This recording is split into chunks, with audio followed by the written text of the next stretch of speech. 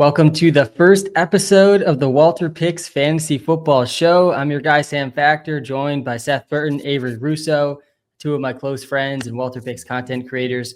We're going to dive right into it, starting out with the Detroit Lions, looking at how they performed in fantasy football last season, looking ahead to how we expect them to perform in fantasy football this season. We'll be looking at in detail where the WalterPicks app is projecting these guys, but also where you're getting these guys in drafts right now across average draft position. We'll be focusing on sleeper and underdog on this show today, but man, the Detroit Lions, so many fantasy points were scored. Jumping into the 2024 season from the Detroit Lions, just from top to bottom really quick. Jared Goff averaged over 20 fantasy points per game. His best fantasy season, I believe, of his career, QB7 finish in points per game. Gibbs was the running back 2 in points per game, just behind Saquon Barkley. Finished the regular season with a 41-point PPR fantasy point game, had some absolutely insane weeks when David Montgomery was out. It was one of the most efficient, if not the most efficient running back in the NFL. He averaged 21.4. Now Montgomery was at 15.8, not too far behind Gibbs. We had 2 running backs here on this team that were finished top 16 among running backs in points per game in PPR leagues. Amon-Ra St. Brown, the Sun God, 19 fantasy points per game, was a top 5 wide receiver. In fantasy, Jameson Williams was at 14.5 points per game, a little bit of an underrated, I think, season from Waymo last season at wide receiver 24. Tim Patrick was their wide receiver 3, under 6 points per game, pretty much irrelevant for fantasy. And then Sam LaPorta, he had a down season from his rookie year. He had 10.8 fantasy points per game at tight end 9. I want to start at the quarterback position here. Not too much offseason changes on this team, probably the least of all the teams we're going to talk about today. The big change, they lose Ben Johnson. He goes to the Bears. We'll talk about that impact in a bit. But Jared Goff coming off his best season of his career, a pretty unsustainable touchdown rate for Jared Goff. On Sleeper right now, he's getting drafted as QB9. Again, he finished as QB7 last year. On Underdog, he's all the way down at QB15. I think on ESPN, he's close to like QB20. So there's a really big range here across the platforms. The Sleeper ADP, I believe, being the highest. Right now, in the WalterPicks app, we have him ranked at QB 19, which is obviously, QB 17. I believe we have him ranked at.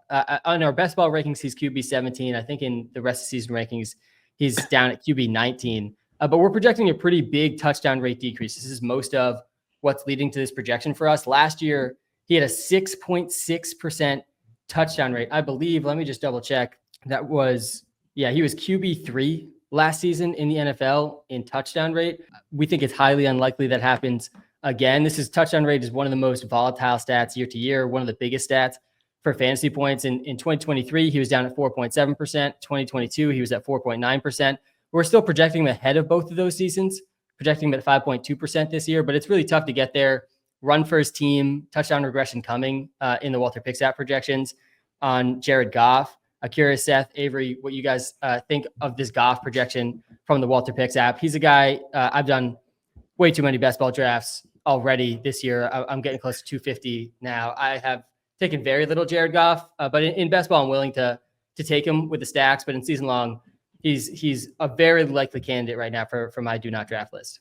Yeah, Jared Goff is an interesting case for me because of the differentiation of where he's being drafted. If you're having to draft him around a top 10 quarterback range, I'm not necessarily in on that. If you can go ahead and grab a Jared Goff around QB 18, 19, 20, I think that's fine. Yes, they lose Ben Johnson. They are more of a run-heavy team. But if you're paying a top price for a quarterback that does not run the ball, I'm not necessarily behind that. How you feel, Seth? I think there's going to be a big change in game script this year. When we saw the Lions last year, it was the go button. The defense had an impossible choice. Do I try to stop Montgomery and Gibbs, or do I try to stop the pass game?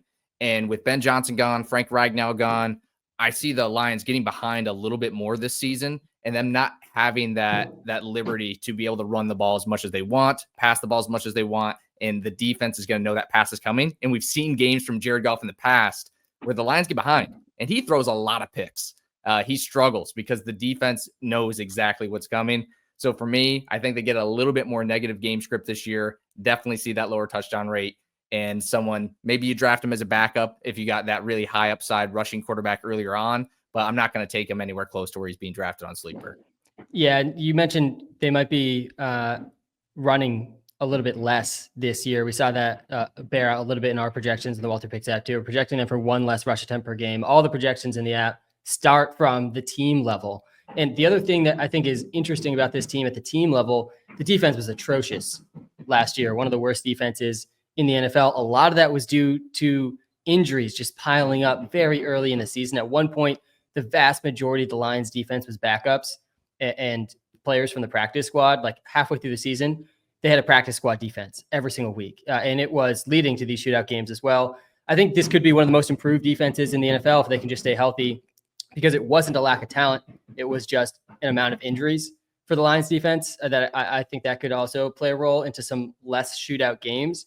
But yeah, the other thing that I do think is a concern is the loss of Ben Johnson. We're not really projecting much of an impact there in the app, but this is one of the best offensive minds in the NFL. I'm very bullish on his impact in the Bears. I know we're going to get there in a second, but if I'm bullish on his impact in the Bears, I got to be at least a little concerned on his potential impact of leaving the Lions. But let's get to the running backs, because these are two of the most exciting running backs, definitely in fantasy football in the NFL. Starting out with Jahmyr Gibbs. He was the running back 2 we mentioned earlier in fantasy football last season. We're projecting him as the running back 3 this season, have him as a top 7 player in fantasy. He's only behind Saquon and Bijan in our projections. He really is coming off a league-winning season. I mentioned the 41-point game in week 18. Usually we don't count week 18 in our averages, but I felt compelled to count it for the sake of the stats for the show today because of how insane of a week 18 it was. When we saw David Montgomery leave last season, Jahmyr Gibbs projected as the WalterPicks app running back 1 every single week that David Montgomery was out. That ended up working out pretty well. He was consistently going over 25 points in those games. And that's the upside for Gibbs. And there's already a floor with David Montgomery in. He didn't have a single game under 10 PPR fantasy points last season. So elite floor, elite ceiling for Gibbs. You guys comfortable taking him, with the top 7 pick in fantasy? Where are you at with Gibbs this season? Yeah, I am completely in on Gibbs where his price is. Yes, there's a difference in the coaching with Ben Johnson there, but he was still the RB13 in targets. He was averaging over 10 yards of reception as a running back, and he got a lot of opportunities near the red zone, whether that was running or receiving. I think he's still going to have that opportunity. He's an amazing pass catcher. Obviously, in PPR leagues, I have no worries taking him that high. Yeah, and I say the magic number this year is pick 6. I think after that, there's a clear drop-off in talent. And for me, Gibbs is in that top 6. So, some people I see want to take him at 1, at 2. And it's maybe not for me that high because Montgomery is there. But I'm not going to argue with anyone that sees his value, that sees that week 18, says, I want that guy for my fantasy team. So I'm definitely in wherever you guys want to take him in the top 6. Yeah, he reminds me a lot of a better version of Devon Achane. I know we're not going to get to Achane on this show, but it's hard for us to project Gibbs' efficiency. One of the hardest efficiency projections, I think, across the NFL, and the efficiency projections in the WalterPicks app, those are largely from Walter, which is machine learning and trying to balance regression and these guys' historical efficiencies. Last year, Jahmyr Gibbs was at 5.7 yards per carry. That was running back 4 in the NFL, which is up there with guys that he's up there with Saquon and Derrick Henry, and then a bunch of guys who didn't see a ton of volume, and so were able to be a little bit more efficient. We're projecting right now for 5.3 yards per carry, so down from the 5.6, and he's still projecting as running back 3. And the other thing with Gibbs is the touchdown rate, 6.8% touchdown rate last season. That was in the top 10 of the NFL. We're projecting him for 5.3% this year, so a pretty big decline. Still, again, projecting as the running back 3. So I think our projections in the app right now are actually pretty cautious with Jahmyr Gibbs, and the ceiling is, you win your league because you have Jahmyr Gibbs, especially if Montgomery misses time. But I want to talk about Montgomery next because I don't think there's too much debate on Jahmyr Gibbs and his value in fantasy. But David Montgomery is a guy I think we might disagree on a little bit. So last season, he had a really good fantasy season. It was an incredible value pick. He went in like round 6 to 10 in most fantasy drafts last year, finished as running back 16, 15.8 points per game. And he really was pretty consistent all season. Jahmyr Gibbs didn't miss a single game, and we still saw David Montgomery going over 12 PPR points in almost every single healthy game, and he missed the last month of the season with an injury, pretty miraculously returned in the playoffs, playing through that injury, which was quite impressive, even though he didn't do much in the playoffs, only played 24% of snaps in their last playoff game against the Commanders. But David Montgomery, all he does is score touchdowns, man. He had the 5th most touchdowns per game in the NFL. He actually has a pretty sneaky receiving role too, averaged over 2.5 catches per game, 24 receiving yards per game. I know we were pretty consistently hammering the David Montgomery receptions prop last season with great success. But you do have to have at least some concern drafting a guy who's not the best running back on his own team. At some point, to me, this feels like we're just paying a premium price for a handcuff running back, or the best handcuff running back. He could win leagues probably better than any other backup running back in the NFL if Jahmyr Gibbs were to go down. But right now his price is pretty steep. Running back 21, he's getting picked in the top 60 picks. You're spending a 5th or 6th round pick on David Montgomery when other starting running backs are getting taken, when other pretty high upside receivers are getting taken. I mean, he's going around where Jalen Waddle and George Pickens are going in drafts right now. So it's been a tough click for me, and we're actually pretty ahead in the WalterPicks app. Running back 18 is our projection for David Montgomery. So Walter doesn't agree with me on this one, but it's tough for me to wrap my head around not drafting the best running back on his own team, this early in fantasy drafts.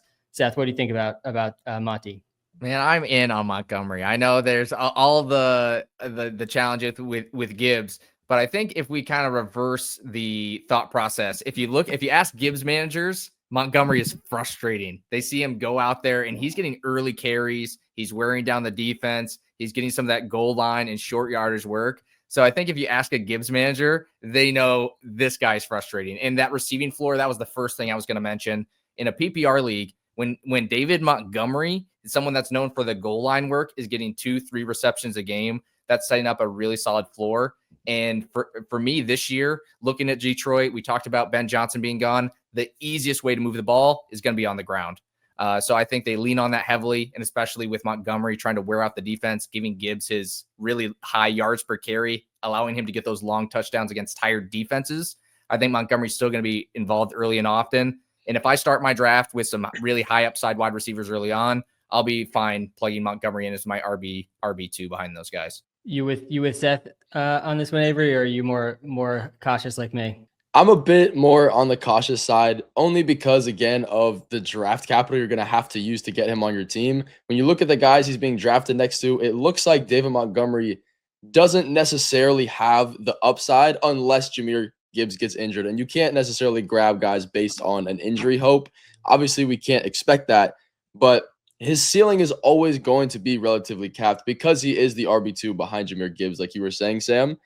Yes, he gets a lot of usage in the red zone. He was the RB3 or RB8, I believe, in touchdown rate last year because of how much this team was scoring. But yeah, I don't see a world.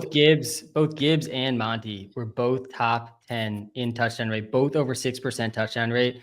It's honestly pretty wild. That means on basically over 10% of the carries from the team, they're scoring a touchdowns. I mean, really, really wild touchdown stuff. And that does scare me a little bit for this season because it's really hard to sustain that level of touchdown efficiency. But yeah, I'm with you, Avery. And just looking at Sleeper, I got to start transitioning. These shows should be a good way for me to start doing that from my best ball brain to my season long brain, because it is a whole different mindset where I care a ton less about stacking. And the ADPs are going to be wildly different as well. David Montgomery right now on Sleeper, he's getting drafted before Jameson Williams, before George Pickens, before RJ Harvey. I think that RJ Harvey one's a really interesting one because for me, I don't need an injury for RJ Harvey to win leagues. And I think I might need an injury for David Montgomery to win leagues. And the guys that I need an injury to win leagues with, those are the guys I'm targeting with my last 5-6 picks of fantasy drafts, all at the running back position, spending a 5th or 6th round pick on a guy that still needs an injury to win my league. I think, really unique case here. Obviously, he's not a true handcuff. He really is. He would start on most NFL teams. He's getting, actual standalone value with a pretty good floor. I'm not sure we see a real ceiling. He had 3 games last season. David Montgomery had 3 games last season over 20 points. He's probably not having more than 3 or 4 games over 20 points unless Jahmyr Gibbs gets hurt. So yeah, I'd rather take stabs at league winner players. I think all 3 of those guys I mentioned, Waymo, Jaymo, George Pickens, RJ Harvey, all probably have higher league winning upsides. So yeah, I'd lean those guys, but I'm definitely a little scared to full fade Monty with how efficient he's been as well. But let's go into the receivers. I mentioned Waymo, Jaymo. Let's start with the top receiver on this team first, Amon-Ra St. Brown. This should be probably a pretty quick conversation like the Jahmyr Gibbs one. But last season, 18.9 fantasy points per game was the wide receiver 5. This season, his underdog ADP is at wide receiver 7. Sleeper had him at wide receiver 4. So a pretty big gap at that part of the draft, in my opinion. Sleeper's got him at 7th overall, and underdog has him at 12th overall. So you're taking him in the back half of the first round on probably every single platform. We got him ranked as wide receiver 6 right now. So right in between those two platforms at 10 overall. So we have him firmly in the first round in the WalterPicks app. The Sun God is one of the most consistent fantasy receivers that exists right now. He had 2 games over 26 points, but it is extremely rare to see him go under 10 points. And we actually saw another elite season in the touchdown rate column for the Sun God as well, 11% touchdown rate. And I actually think in 2023, it was a bit below that, 7.8%, but he averaged more points per game in 2023 than in 2024 because the volume was a bit higher for him. But yeah, he's one of the most consistent receivers in fantasy. He didn't go under 10 points except for week 1 and week 8 last season. He had multiple 35-plus point games as well when he can score multiple touchdowns. He had 14 catches, 193 versus the Bills. I mean, an incredible ceiling each week. Hard to find a floor like this as well. I do find this part of the draft a bit tricky because there's a lot of receivers I like in the back half of the first round, and the running back tiers start to fall off steep. You're looking at Achane, Derrick Henry, in this part of the draft as well. And some of the receivers you're seeing in the middle rounds, I think, are a little bit different than the running backs you're seeing. But yeah, curious how you guys are approaching Amon-Ra St. Brown. You comfortable taking him in the back half of the first round? Maybe you can go first on this one. Yeah, I think that's a perfectly fine price, considering that he finished as a wide receiver 3 last season.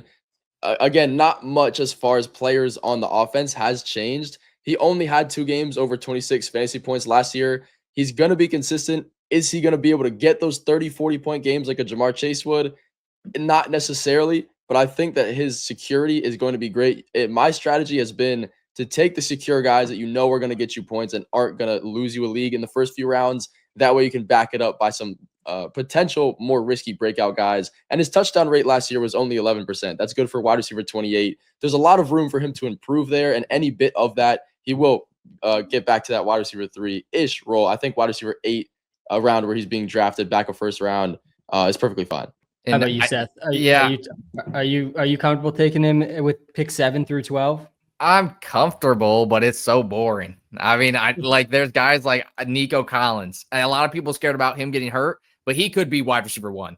Brian Thomas Jr., he had in the top 10 wide receivers in yards last year. He was 10th in targets with 133. He was 3rd in receiving yards. So a lot of people talk about Mac Jones at the end of that season, force feed him targets. The defense knew that was coming too. They couldn't stop him. So you got players like Malik Neighbors there as well. When you look at, he was 1st in target share last season, over 35% in the entire NFL. When you look at players like that at pick 7, Puka Nacua even ahead of him, I just think Amon-Ra St. Brown a little bit more boring, doesn't bring that league-winning ceiling. And for me personally, I've done the really safe draft year after year after year because I'm, I want to look smart in fantasy football. I don't want to miss. And because I've been scared to miss, I get to the playoffs, I squeak into the playoffs, and I lose to a great team that took a little bit more risk in the draft and is dominating. And I think to win a championship, you do have to take a little bit more risk. So for me, he's not my priority pick in the first round, but if he's there at the end of the first round, I'd be happy for sure. Consistent, high upside, and I'm going to go for that upside in round 2. But earlier in that kind of middle back half of the first round, I personally will be going for some of those higher upside players. Yeah, and I think I lean a little bit more towards what Seth's saying than Avery here. I think the leagues where I get Amon-Ra St. Brown is just when he falls to me, and I pick 12 or in the very beginning of the second round if he doesn't go in round 1. And I think a lot of it for me, again, it's the running backs going in that area. Derrick Henry, Ashton Genty, Achane, Christian McCaffrey's ADP right now on Sleeper is 16.7. He's going 17th overall. If that sticks, I am going to have Christian McCaffrey on basically every single team this year. That's right now his ADP on Underdog is like 6th or 7th overall. So a pretty big difference there. But yeah, if he falls, I'm going to feel fine with it.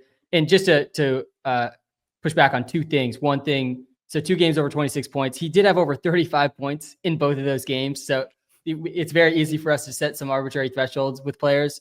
But those games were huge. There was only 2 of them though, to be fair to Avery's point. And then also the 11% touchdown rate. So right now, 11% is pretty high. That's definitely above league average. In the year before, Amon-Ra St. Brown's touchdown rate was 7.6%. We're projecting him at a little over 8% touchdown rate this year, which again is above league average still, but down from last season. Pretty much across the board on this team, it's hard not to project lower touchdown rates than last season because of how insanely high these touchdown rates were. But I want to move on to Jaymo, who had a pretty good touchdown rate himself last season. Let me pull up the touchdown rate quick here. 13.5% touchdown rate for Jaymo last season. He really broke out after 2 injury-riddled seasons his first 2 years. I forget, what pick did he go with in the NFL draft? Let me pull this up again. It's like 10 or something earlier. And he had the suspension as well. Yeah, so Jaymo, he was the 12th overall pick in the NFL draft back in 2022, coming out of Alabama. I mean, a truly elite prospect. He deals with the suspension. What was the suspension from again? Was it gambling related? It was, yeah. It at the facility. My goodness. And then he also, deals with an injury his rookie season. Last year, though, he really broke out. He played 15 games, had over 1,000 yards, just barely 1 yard over 1,000 yards last season, but we'll count it. But 14.5 fantasy points per game. If we don't look at week 18, he had an 18.4% target share, by far the highest of his career. And this is a guy that it's pretty easy to see taking another step forward, because last year was sort of his pseudo rookie season, call it a sophomore season if you want to. But it's easy to see a prospect like this take another step forward. And after Amon-Ra St. Brown and these running backs, obviously the tight end Sam LaPorta we'll get to as well. There's a pretty steep cliff of talent on this team, so that it's pretty safe to assume a target share increase from last year. Right now, we're projecting a 23% target share for Jameson Williams in the WalterPicks app. Again, he was at 18.4% last year. We are still under his fantasy points per game projection because, again, we're lowering the touchdown rate projections across the board here. But it gives you a sense of the ceiling for these guys. Jameson Williams right now, he's going as wide receiver 25 on Underdog, wide receiver 27 on Sleeper. We got him ranked just behind that at wide receiver 28. Right now, though, especially in best ball, again, I got to start transitioning from best ball brain to season long brain. But in best ball, there's not many receivers I want more than Jameson Williams, because the ceiling for this type of player is so high every single week. He had more 20-plus point games than Amon-Ra St. Brown last season. He had 4 of them. And he doesn't need that many catches to get them. In 2 of those games, he had 5 catches, but went over 120 yards and scored a touchdown. He's one big play away from a 20-point fantasy week. How are you guys feeling about Jaymo this season at his price, right around wide receiver 25? I'd like to go. I got to go first on this one because I am all in. I mean, if this is for me, a player that's going to save you from the Waffle House, save you from the milk mile, it's going to be Jameson Williams. I will 100% draft him at his ADP. Hopefully I don't get stuck somewhere where it's like a full round reach. That would be pretty, I would not be happy with that. I don't know if I'd do quite that far, but I'm willing to draft him even ahead of his ADP on every single platform because of that potential. You look at the Lions this year, like, in line with what I was thinking earlier, is they may need to pass more. They may need to throw the ball deep more this year as they maybe struggle without Ben Johnson, take some more shots down the field. They've talked about that a little bit with their team, and that all says Jameson Williams. And honestly, I don't see him being much worse than last year. Last year, his first full team with the Lions, and he really stepped up to a strong level. And this, for me, is almost like last year, almost like his rookie season. He started out with the team from week 1. He was able to build the trust throughout the season. And this, for me, I almost call it a mini second-year leap where he gets another full offseason with the team, stays out of the drama, fingers crossed there, and just dominates. So it's a player that I am refusing, as long as it's not a crazy far reach, I'm refusing to leave drafts without him. Yeah, I completely am on the same side as everybody else, that I am not avoiding Jameson Williams.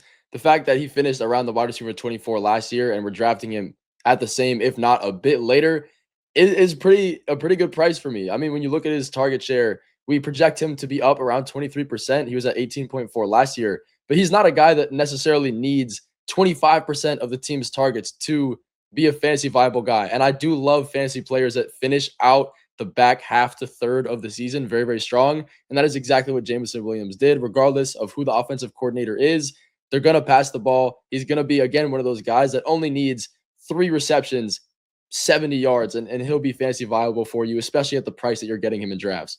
Yeah, just speaking to that back half. So he didn't go under 8 points a single time from week 10 on in fantasy football last season. And he only had one game the entire season with more than 5 catches. One game where he had 6 catches. That was week 18 in a crazy shootout against the Vikings. I mean, what happens when Jameson Williams is stringing together multiple games with more than 5 catches, right? That's the type of ceiling that we could see him grow into. And yeah, it sounds like you guys aren't talking me out of Waymo Jaymo in best ball too. I just pulled up my best ball exposures really quick. I haven't looked at these in a little while. And Waymo Jaymo's up there, literally number 1 at wide receiver. I've taken him on 21.4% of my 257 teams. So yeah, I'm definitely in at the price right now. I think I'll be a little bit more cost. I think I'll be a little bit more trying to draft him at cost than as aggressive as I am in being in best ball for the season-long leagues. But yeah, I mean, just this back half, the floor is there. And I think the ceiling maybe hasn't even truly been seen yet. So it sounds like we're all in on Waymo Jaymo. So I want to just touch on the other receivers on this team, because the only change really from the offseason for the Detroit Lions was drafting Isaac TeSlaa. I think I'm pronouncing that right. In the 6th pick of the 3rd round. And I did an ungodly amount of research on rookies leading up to the NFL draft this year. Definitely the most I've ever done. And the WalterPicks projections team was a big part of that as well. We didn't even have TeSlaa ranked before the NFL draft. So this is a guy that I was learning about pretty much after he was picked, which was just a handful of guys. He went in the 3rd round. So a pretty big reach in terms of what the draft community, the NFL draft analyst community thought heading into the draft. But he goes with pretty good draft capital. This guy's got 97th percentile size adjusted speed. I mean, he is a freak athlete. Wasn't very productive in college, though. It's hard to picture him as anything other than sort of a situational deep threat or potential wide receiver 3 over Tim Patrick. A much different player, though, than Tim Patrick. I mean, he's more of potentially going to play some of that similar role to the Jameson Williams deep ball. By the way, Jameson Williams, he had the 4th highest yards per reception in the NFL last year. I mean, he was almost at 20 yards per reception, which speaks to everything we were just saying about him. But yeah, I think TeSlaa probably most likely just to be good for fantasy football names and not fantasy football rosters this year. I'm certainly a fire name to play with, but I assume you guys are with me in sort of being out on him for fantasy. Right now we have projected as wide receiver 118, barely having a role. And we really have this wide receiver depth chart after Waymo Jaymo and after Amon-Ra St. Brown. We have it Tim Patrick, then Isaac TeSlaa, then Khalif Raymond. Or I think we actually have TeSlaa right now a bit ahead of Tim Patrick, but they're all projected under 2.5 fantasy points per game. But yeah, it gets really bleak really fast on this wide receiver depth chart. So it's not a surprise they went receiver, just a little bit surprising who they ultimately took. All right, let's go to Sam LaPorta. This is a pretty tough case, I think, for fantasy right now. So starting with last season was a really brutal season for Sam LaPorta. He started out absolutely terrible, like pretty much every tight end in the NFL last year. I mean, I remember a month into the season, I'm not sure we've seen a bleaker tight end landscape in fantasy football. Kelsey was failing. Andrews was completely failing. Kyle Pitts was getting dropped in fantasy leagues. And then on top of that, Sam LaPorta was doing almost absolutely nothing. And he actually, I feel like, flew under the radar a little bit because of how bad some of the other guys were doing. Because at least Sam LaPorta was out there running routes and getting some catches. He was still probably in the top 20 at tight end, despite having just one game over 9 points. He had 0 games over 10 points through the first month of the season. Didn't have a game with a touchdown. Didn't have a game with more than 4 catches. He ends up finishing the year with 10.8 fantasy points per game, finished at tight end 9, definitely way after where he was drafted. I think he was being drafted as tight end 3 or tight end 4 after a really impressive rookie season. In his rookie season, he averaged 14.2 fantasy points per game. That was 3rd highest among tight ends. One of the best rookie tight end seasons we've seen ever, only to be supplanted by Brock Bowers last season for the best fantasy football rookie tight end season we've ever seen. How are you guys feeling about Sam LaPorta heading into this season? We have him right now projected as tight end 5 in the WalterPicks app, but he's getting drafted as tight end 4 on both Sleeper and on Underdog. Are you guys steering clear of LaPorta? Or you think he'll bounce back? He obviously had a better second half than first half last year, but how are you feeling about him heading into 2025? Sam LaPorta to me is one of those guys that if he falls to me, I'll take it. I'm not a huge advocate for grabbing tight ends early if they're not one of the top 3 guys. Again, Sam LaPorta is going around the tight end 4 to 5 right now. That means Brock Bowers is number 1, probably Trey McBride, George Kittle, TJ Hawkinson, Evan Ingram, maybe David Njoku. Sam LaPorta. Those are about the only guys that I would consider taking over him. I think that's a fine price. I don't think he's going to win leagues. Again, he had more of a down season compared to what everybody was expecting from his rookie year. I'm not reaching on him, but I think he's relatively okay. I would rather take a guy like a George Kittle, who's a tight end 3 right now, who I believe could be the tight end 1, or just wait till we can get some lower level guys in the draft. Yeah, for me, there's absolutely no chance I draft Sam LaPorta this year. Sam, one of the things that you mentioned is we got him as the tight end 5 on WalterPicks. He's also ADP 85 on WalterPicks as well. So that just shows the tiers. That's one of the things I love about our rankings is the tight end tiers. We got the Bowers, the McBride, the Kittle, which if you want one of those guys, go for it, especially Kittle, in my opinion. But it drops so far down to LaPorta in our WalterPicks rankings, which would be fine with me. Pick 85. But my strategy this year on the tight ends is, we talked a little bit about the rookie season for LaPorta. We got another rookie in Chicago with Ben Johnson that I'm excited about that you can get so much later. So for me, tight end strategy, I'd much rather draft him at the WalterPicks rank is fine. Pick 85. But I doubt he's going to be there that long. So I'm out on Sam LaPorta this year. Yeah, I'm definitely with you guys on the tight end strategy this year, which is part of the reason I haven't gotten a ton of Sam LaPorta so far in the best ball drafts I've done. If for me, I'm pretty comfortable taking Bowers where he's going. I'm pretty comfortable taking McBride too where he's going. I think Kittle is the obvious smash pick at tight end right now. And then after that, like I'm basically not looking at tight ends again until we're looking at like Isaiah Likely and Brenton Strange. And I'm totally fine walking into the season with some pretty dusty tight ends and just kind of avoiding the position altogether. And as tight ends struggle, as tight ends get injured, my teams will benefit in those situations. I do think LaPorta, you could argue him in that top 4 tier. Right now we have Hawkinson like just barely ahead. He's projected 0.1 points more per game right now by the WalterPicks app over LaPorta. So it's super, super close. We actually have LaPorta's floor a bit higher than Hawk, who we're going to talk about in a second. But I think you could argue LaPorta in these top 4. You don't just do what he did in his rookie season and not be a generationally elite tight end. And then you do look at the back half of last season. He didn't go under 10 points a single time from week 13 till the season ended. And actually in the playoffs too, he had finished with 17.1 if we want to count that game as well. And that's not a floor. Basically any other tight end outside those top 3 have. So I think I would probably argue him personally over Hawkinson. And I would be a little bit more skittish about TJ Hawkinson with the quarterback sort of uncertainty there. But yeah, I'm probably not going to have much of him because of my sort of elite or punt approach this season as well. All right, that was the Detroit Lions. I want to do a quick draft or pass for these guys. We talked a lot about it a little bit throughout the players here, but I want to start with, we won't go through everyone. I think we should start with David Montgomery since I think there was some disagreement there. So I'll start off with this one. I'm going to be passing on David Montgomery this season at his current cost. You're drafting him ahead of George Pickens, ahead of RJ Harvey, ahead of Waymo, Jaymo, all 3 guys capable of winning leagues without an injury. I think to really win leagues, David Montgomery is going to need an injury. And if it happens, he's going to win leagues.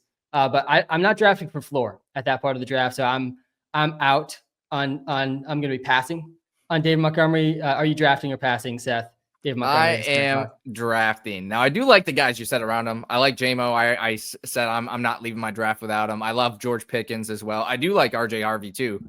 So I do like some of the guys around him.